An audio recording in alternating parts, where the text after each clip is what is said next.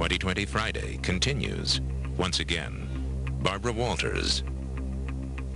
We've all heard stories of people who say they were driven nearly crazy by voices in their head, distracting them, commanding them to hurt themselves, occasionally to hurt others. But now, for the first time, you can actually experience for a few moments what these people live with as they struggle with the illness known as schizophrenia. Dr. Timothy Johnson has news of an amazing futuristic breakthrough that puts you inside a tortured mind. What is it really like to see strange visions and hear bizarre voices? Without being schizophrenic themselves, doctors could only imagine what patients were describing. But now there is a way for experts to truly get inside the mind of a schizophrenic. So just put it up. Using the technique of virtual reality, Janssen Pharmaceuticals has developed this device to stimulate the visual and auditory hallucinations of a schizophrenic patient. Hi. Sorry I'm late. I had to take a phone call. There's nothing wrong with you. You're the one in control. It works like this. The viewer looks into the goggles and watches an animated virtual scenario. Are you okay? You seem distracted.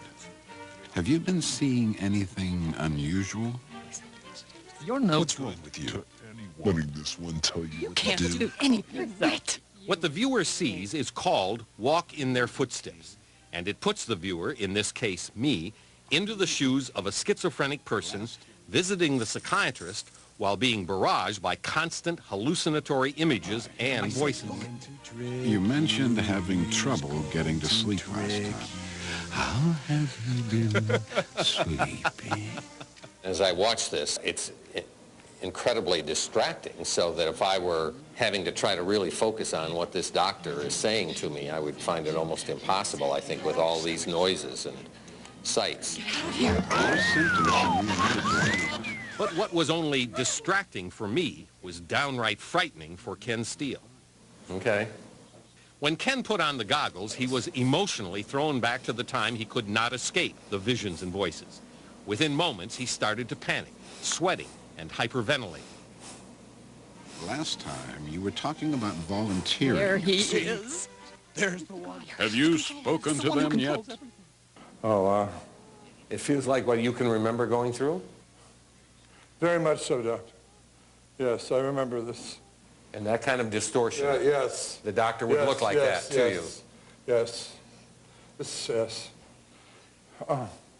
This. Okay. All right. I'm sorry, guys. Tim, that was extraordinary to see and hear what it is like for a schizophrenic. That's really the way it is? Well, I could hardly believe it myself the first time I saw it, that time at Yale with Ken. So I turned to him after he had seen it, and I said, Ken, is that really what it's like? It seems so unbelievable. And he said, Tim, that is what it's like.